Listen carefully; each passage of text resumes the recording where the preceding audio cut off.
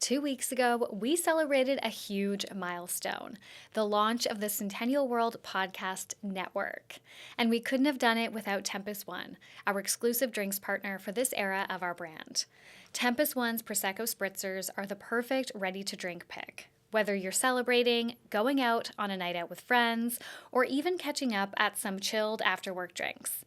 With a lineup of flavors that look just as good as they taste, they're not just fruity and refreshing, they are the best aesthetic addition to any event. A massive thank you to Tempest One for keeping the support going and for sponsoring this week's mini scroll. If you haven't tried Tempest One yet, consider this your sign, and as always, drink responsibly. Hi everyone, welcome to Mini Scroll, the daily internet culture podcast bringing you the biggest stories from social media, the creator economy, and the digital space every Monday through Thursday. I'm your host, Lauren Meisner, the founder of the youth digital media brand, Centennial World. Welcome back to Mini Scroll, everyone. Okay, wanted to address two housekeeping things. The first is I got a question why High Stakes, their episode from Thursday, wasn't published on our RSS feed, so like on Infinite Scrolls, like Apple Podcasts or Spotify, and that's because they have their own dedicated RSS feed, so I'll link it down below, but basically we're going to put their episodes on YouTube, like because we've rebranded our YouTube channel to the Centennial World Podcast Network YouTube channel, but they're going to have their own dedicated RSS feed. So we only put the first episode of their podcast 2 weeks ago on our feed as like a teaser to drive you guys to their podcast. So go subscribe to them at their own feed on Spotify or Apple or anywhere that you listen to podcasts. The next thing I want to tell you guys about, as some of you might know, Danny, who was our video editor, who did all of our podcast editing for the deep dives, she has left us. She actually got a really cool social job at MasterChef. Anytime anyone leaves the business and they get a really cool job, I feel like it's proof of concept for me. And it just like keeps me going a little bit, you know, because I'm like, wow, their experience here with like what I'm building has helped them get this really mainstream opportunity or this like really cool opportunity. So it feels like very exciting for me that she got such a cool job. But with that being said, you guys know I'm like always pretty open about how things are going. And I know it probably looks like things are like thriving over here. And in some ways they are. It's really weird. I'm at this very weird place where like the brand has more recognition than we've ever had. I have more personal recognition and like more opportunities. Like my personal career as the founder of Centennial World, as like an internet culture expert, is bigger and better than it's ever been. But then like commercially, the business has actually been struggling a lot these last 2 quarters. So I can't replace Danny right now. So what we're gonna do is for the Friday deep dives, we will be having at least one a month, possibly 2, but we're going to scale it back to at least one a month. I'm really sorry. I know some of you guys love the deep dives, but on the weeks that I don't do a deep dive, I will actually do mini scroll on Fridays instead. So you guys will still get 5 episodes a week, but it might not always be a deep dive on Fridays. It might be mini scroll, which I know some of you guys will also prefer. So that's the compromise for now until we get into a better position and I can get us a video editor again. All right, let's get into the stories for today because the first story that I have for you guys is so long and I fear how long this podcast episode will be. So I'm going to be giving you guys an update on the Mikaela Testa Anna Paul, Atis situation because so much has gone down over the last 2 weeks and I haven't talked about it since everything first went down back in January. And I actually think the High Stakes girls are going to do like a deep dive into this, a more in-depth coverage of this. So this will be, I struggle being high level, but this will be relatively high level in the scheme of things. And then yes, I think they will do their own deep dive. So I'll direct you guys to that one for like further detail. But before I get into the story, trigger warning, this story is going to cover sexual abuse, manipulation, fat shaming, animal abuse, and many other triggering topics. If you are not in that headspace, definitely go to the timestamps down below. I always have timestamps in every description, so you can skip this story. Okay, so over the course of the last 2 weeks, the Mikaela Testa Anna Paul situation has really escalated after Mikaela released 2.5-hour-long podcast episodes expanding on her claims about the Australian influencer Anna Paul and her brother Atis. I covered the original claims and all of that on Mini Scroll, like I said, so I won't rehash all of it here. But for context, Mikaela and Anna were longtime friends. They both do OnlyFans and influencing, and Mikaela dated Anna's brother Atis from 2019 to 2022. Mikaela also lived with the Paul family for a while dating Atis. At the end of January, Mikaela released a lengthy video on TikTok calling Anna Paul out for a ton of problematic behavior, basically saying that her fans have no idea who the real Anna is. Mikaela accused Anna of being a fraud, of lying to fans about how nice she is, lying about how wealthy she grew up, and she also accused Anna's brother Atis of abuse. Anna responded in her own TikTok video, which has now been memed across the internet because of the infamous "it makes me feel broke" quote from this response. Okay, so Mikaela has been saying that she wanted to take some of her accusations to the police rather than the internet, but she did return a week and a half ago with 2 podcast episodes detailing her experience with the Paul family, and now Anna and Atis have both responded. Mikaela's episode doubles down on her original accusations with a lot of receipts and further context. Some of the main takeaways, though, like I said, this is essentially 5 hours of footage, so these are like the main takeaways. Mikaela said that the family would often make fun of people's looks, like saying that Sofadofa's eyes are too close together. Sofadofa is another Australian TikTok star, and fat shaming Anna's ex-boyfriend, Glenn. Mikaela claims Anna's mother was really manipulative and that her dad actually is homeless and is not doing van life, despite what Anna claims.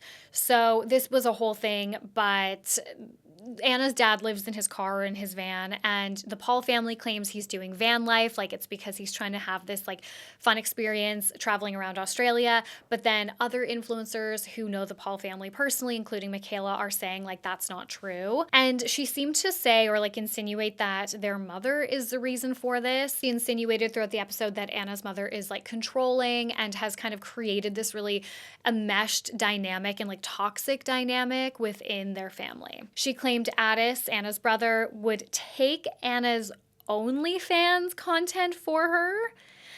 And she had a lot to say about how Anna was enabling Atis's deeply disturbing behavior and, talked about how the family was basically enmeshed in a very unhealthy way. She then detailed some really dark things that allegedly happened in her relationship with Atis. First, she claimed that Atis had been charged with rape. Now, this is a quote directly from the Daily Mail that I found. Quote, according to court documents obtained by the Courier Mail, Atis, 24, legal name Johannes Theodore Paul, pleaded guilty to 3 charges of carnal knowledge of a girl aged 12 to 16 in incidents which occurred between December 2017 and October 2018. Atis was aged 16 to 17 at the time of the offenses. However, he was dealt with as an adult since criminal proceedings began in 2022. He was sentenced at Southport District Court, a $1,500 recognizance, given a 12-month good behavior bond, and ordered to pay $1,000 compensation. No convictions were recorded. Mikaela also talked about how she compared horror stories with Atis's exes, and she claims that they have similar stories as well, similar like stories of abuse as well. She said Atis was taking 50% of Mikaela's OnlyFans money, and he was trying to start his own OnlyFans management agency. She then claimed that he slit his wrists in front of her during a fight, would threaten suicide, and that he would, this is really horrific, rape her in her sleep while she was taking sleeping pills. She also accused Anna of animal abuse, talking about how she got all these pets for views and basically doesn't treat them very well. Her story is so harrowing, and she does say throughout it that she's not the perfect victim and she's done some really horrible things that contributed to a lot of what was going on in that household and going on in her relationship, but that she, wanted to speak out about all of this. So Anna has now responded to Mikaela's podcast episodes a few days ago. Anna essentially said she will not speak on Mikaela and Atis's relationship because it was between the two of them, and then she denied most of Mikaela's claims that were directly about her. She denied abusing and neglecting her animals, and she did come with some receipts that I would say seemed to debunk that she mistreats her animals. Anna said that this animal stuff is a projection from Mikaela because when Mikaela's cat was an inconvenience to her, she had her assistant drop it off at a shelter. Anna also says her dad is not homeless or neglected, and she showed alleged proof that she sends her dad money all the time. She also addressed Mikaela's claims that Anna hates influencer Jack Cooper, and Anna said that was really personal to her because she loves Jack. And then Jack himself actually responded to this and was like, I've only met Anna Paul twice, like I don't know what's going on. She responded to a lot of other allegations that Mikaela had, but the general sentiment from fans around this response is that Anna chose to respond to kind of like irrelevant or like less damaging claims, and she really avoided a lot of the more serious claims that Mikaela made. The same day that Anna posted her address on TikTok, Atis made a post on Instagram. He said, I'm sorry it's taken me so long to speak. I had hoped that Mick would find peace after telling her story and I could continue to stay off the internet, but it seems she is intent on using our toxic relationship as a weapon to destroy Anna and assume her life. I want to start by saying Anna had no place in our relationship, and surely in 2025, we can agree that my mistakes are mine. He went on to say that their relationship was toxic, unhealthy, and destroyed both of their mental healths. He said some of the stories she has told are true, most are absurdly exaggerated, and some are so twisted I'm in shock. He talked about how Mikaela struggled with her mental health, largely because of her childhood, that they all urged her to seek support in their own ways. A few key facts to clarify right away. I never had sex with Mick while she was asleep, never ran at her with a knife or touched her in anger, and there was never a time when I cut my wrist and spread blood on a wall. He then tried to outline how their working relationship was because he was like her quote unquote, I guess, like manager for OnlyFans. And so he like divided like Mikaela's role and his role in like what her career was. It goes on and on. There's 20 slides on his Instagram, and then he has even more slides in his next post on Instagram. He says, the next slides are various TikToks Mick shared after we broke up publicly, stalking my dad, admitting to tracking me on a separate phone, and calling out any girls I spoke to. And then he just has all these like TikToks. Okay, sure. So then Veruca Salt got involved. Veruca Salt is another Australian influencer, and last year she actually went semi-viral when she took to TikTok and claimed she had recently discovered that Anna Paul's dad was homeless despite Anna having millions of dollars. So she was like the one that brought this to the internet, this like narrative to the internet. And she stood by her claims. In her response, she made a video a couple days ago, and she has always stood by that. She's always said, like, I know for a fact that he wants to be living in a home with them and that there's something going on where, like, they won't support him, they neglect him, whatever. And anyways, now after Mikaela's videos, Veruca has doubled down and was like, if Anna's dad loves van life so much, why isn't he traveling? Why is he living in a grocery store parking lot down the street from Anna? So yes, that is a high-level recap of everything that has gone on recently between all of these people, and I just feel so bad for Mikaela. I don't know about the Anna stuff, like their relationship, their friendship. I think also at the end of the day, like we'll never really know in terms of like their friendship specifically. But when it comes to Mikaela's accusations against Atis and just some of the family dynamics, like I choose to believe that, and it's all just sounds so traumatic, and I'm just so sorry for Mikaela. I think Anna Paul is probably just going to go back to posting like normal. I don't see another way through. I also think Mikaela said she was going to post another video, but she hasn't yet. I'm not sure. But yeah, so I'll keep you guys posted on that. But like I said, if you want a more like comprehensive deep dive, the High Stakes Girls will do that for you guys in the next couple of weeks. Okay, the next story that I have for you guys is that an American YouTuber has been arrested after visiting a remote island tribe and leaving behind a can of Diet Coke. I know that this headline sounds like satire, but it's not, and it's actually a really messed up story. So a 24-year-old American YouTuber, and I'm sorry, I'm gonna butcher this, but he's named Mikaela Viktorovich Polyakov, I think, has been arrested after sneaking onto North Sentinel Island in an attempt to meet an uncontacted tribe. If you guys are into YouTube trends, and you actually might know about this tribe, I have learned all about this tribe because there were tons of video essays about them over the last few years. But essentially, they are on this tiny island that is part of India's Andaman Islands, and they are untouched by the modern world. No one is allowed to travel within about 5 kilometers of the island to protect them, to protect their way of life, and to protect their immunity. And they were trending on YouTube a few years ago after a 27-year-old American missionary went to the island trying to spread the word of the gospel, and they presumably killed him. But there's no way to actually know that or fact check that, apparently, because there's no way to recover the body because it's illegal to go on the island. And it's also just like really dangerous for this tribe. So they're not going to try and like recover the body. But yes, he is like presumed dead. They presumably killed him. So now this YouTuber has illegally visited the island. He spent about 10 minutes there. He left behind a coconut and a can of Diet Coke. He also collected sand samples and, you guessed it, he vlogged it. This is some serious entitlement if I have ever heard of it. Like, this is literally why people hate influencers. Like, anything for content. These people are uncontacted. I mean, you guys, like I said, you can read all about them. You can watch all these videos on them. They have no herd immunity to any of the, viruses, diseases, anything that like we carry. It's so dangerous for anyone to make contact with them.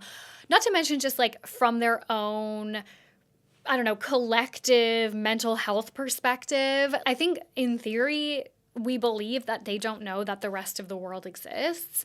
There is footage of them looking up at a plane, like when planes have flown over to like take photos of them and stuff and like shooting arrows at them. But like they don't, in theory, know that other people exist. So they're not like zoo animals. And trying to like vlog your experience like in the name of content. What did you think would happen? It's literally illegal to go there. Even if he wasn't caught while he was there, like still in the region, when he goes back and he uploads that footage to his YouTube channel, like what did he think was going to happen? I can't. It's so wild. The Diet Coke is honestly the craziest part of that whole story. And the last story that I have for you guys is Becca Moore has shared her side of the story in her breakup with Shannon Beveridge. So TikTok star Becca Moore has opened up on her podcast about her side of the breakup story with YouTuber Shannon Beveridge. Becca and Shannon dated for about a year. And when they announced their breakup last year, Becca got dragged online because the reasoning that she gave was that she couldn't see herself having babies with a woman, or she wasn't sure yet. And it wasn't fair to Shannon to like keep dragging her along. But anyways, now she's kind of come out like defending herself after months of backlash. And she explained what it was like dating Shannon and what actually happened, at least from her perspective in their relationship. So Becca talked about how Shannon had the upper hand in their relationship and there was just this like power dynamic, but Becca never wanted to rock the boat or like push Shannon away. So she would just kind of let a lot slide and like let Shannon kind of lead the way in their relationship. And this was Becca's first, she said it was her first like serious like long-term relationship because she's only 25 and it's also her first relationship with a woman. So she said, like, I just felt like I didn't know anything compared to Shannon. So she said early in their relationship, Shannon did something at a bar that broke her trust, and she would have never let that slide if it was a man, but because it was her first relationship with a woman, she wasn't totally sure, like, what the go was and if there were any kind of, like, differences in, I guess, like, communities and expectations.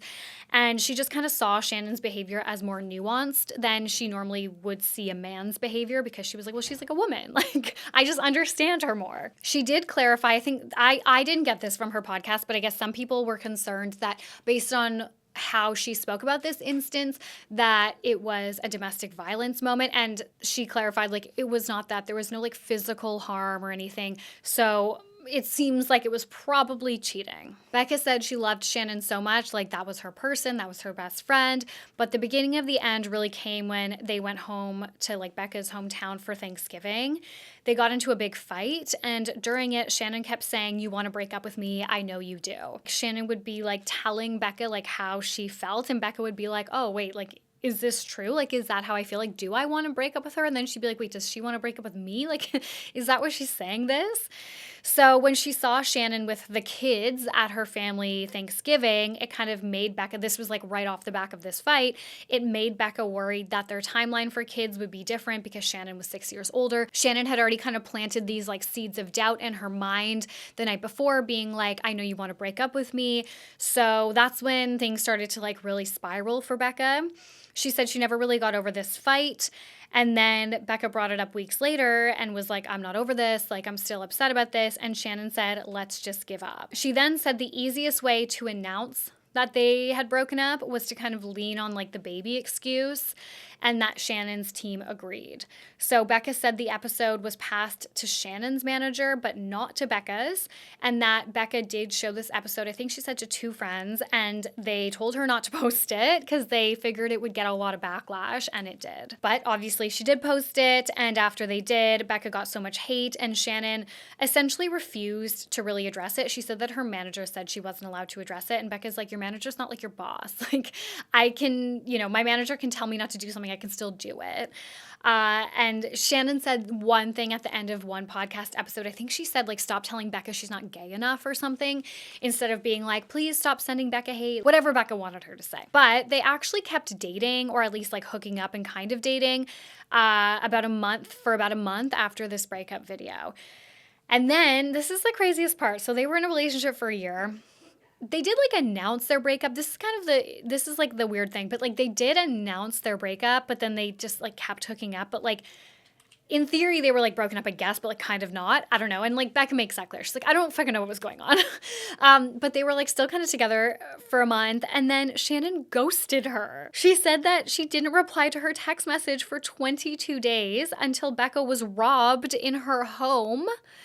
And she messaged Shannon to tell her, and then Shannon answered. Yeah, so that was Becca's side of the story. And months ago, I listened to Becky, who was Shannon's girlfriend right before Becca, on the By Design podcast. She did like her first ever public interview talking about her relationship with Shannon, getting her side of the story out there, because as we know, Becky's So Hot is a huge hit by Fletcher, who is also Shannon's ex, that was written about Becky. And like she basically did this podcast to talk about like that experience and how horrible it was having this like hit song written about her, and reminding her of her current girlfriend and her ex and all the drama, whatever. And honestly, listening to Becca's podcast about that relationship she had with Shannon, and then like thinking back to a lot of what Becky said about her relationship with Shannon, like there are quite a few parallels. So I don't know. I don't think Shannon's going to speak out about this. I think she's just going to like let this ride, let this go. However, I also saw an interesting little piece of information on Reddit, unconfirmed obviously, but people on Reddit seem to think that Shannon is now dating Teffy, TikTok star, iconic pop culture commentator Teffy. That would be quite the crossover. I've actually interviewed Teffy. She was actually like the nicest person. I think the nicest person I've ever interviewed. I think. She was like, I was on Zoom with her mom at one point. Like, she is exactly what she is, like what she seems like online. Like, she was exactly like that. It was actually like really fun. But yes, so that's the tea. Anyways, guys, that's it for today. Thank you so much for listening to Mini Scroll. I love you guys. Please rate, review, and subscribe. Please, we're trying to get to 1,000 Spotify star ratings. Go subscribe to High Stakes as well, their RSS feed. I love you guys, and I will talk to you tomorrow. Bye.